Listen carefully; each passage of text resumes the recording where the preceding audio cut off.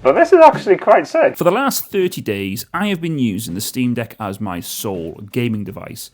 No PS5, no console gaming whatsoever. Just the Steam Deck. I expected a few things to happen during this challenge.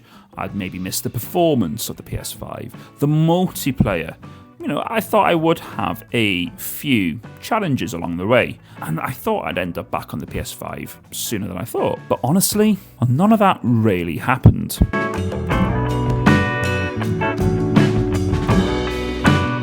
So if you enjoy Steam Deck content or handheld gaming content and you don't have a lot of time to actually game, then, well, this is what that channel is all about.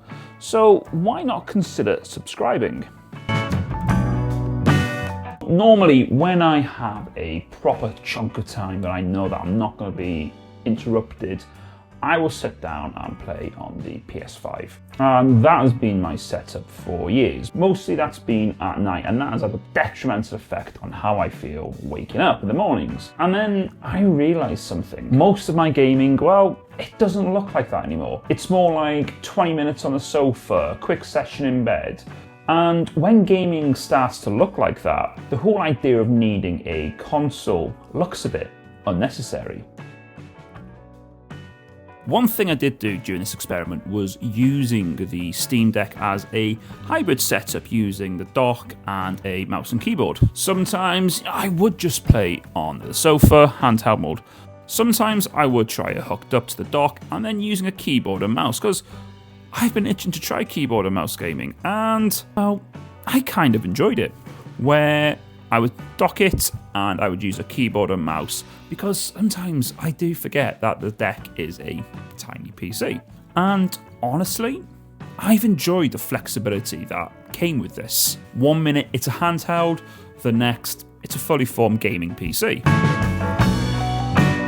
So, over the course of this challenge, I've played various games. So I've been playing The Witcher 3, Cyberpunk, GTA, The Simpsons Hit and Run, and even venturing finally into Doom.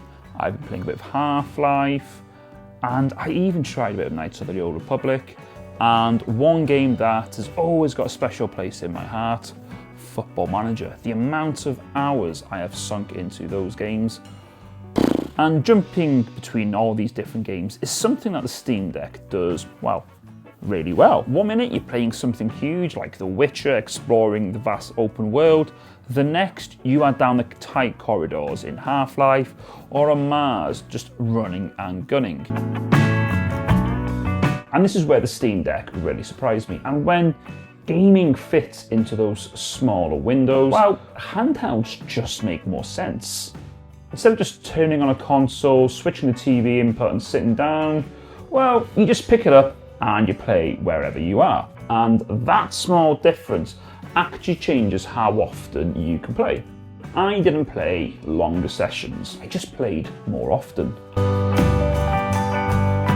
Around the second week of the challenge, well, something happened that made me think, this might not work. And it came to a game I've been itching to play. Now, I've been itching to play Max Payne 3 for a while. I bought the trilogy and thought, yes, I really want to get into 3. I played 1 and 2 when I was a kid growing up. And 3, I got into it on the Xbox 360, but never finished it. So I thought, now I've got the Steam Deck, perfect time. And yeah, it didn't happen. I downloaded the game and then I was just stuck in a loop when I tried to boot it. And that was very frustrating because I was so excited to play this game. But then for it not to work, I was gutted. So off I went to Google, and it turns out it just won't run on the Steam Deck at the moment. And that is down to, I think it is the Rockstar launcher, which is just so frustrating because GTA 4 and Red Dead 2 launch no problem. And I think this is one of the frustrations that come with PC style gaming. Most of the times things are going to work great, but occasionally you are going to have to spend some time tinkering or troubleshooting to get your game running.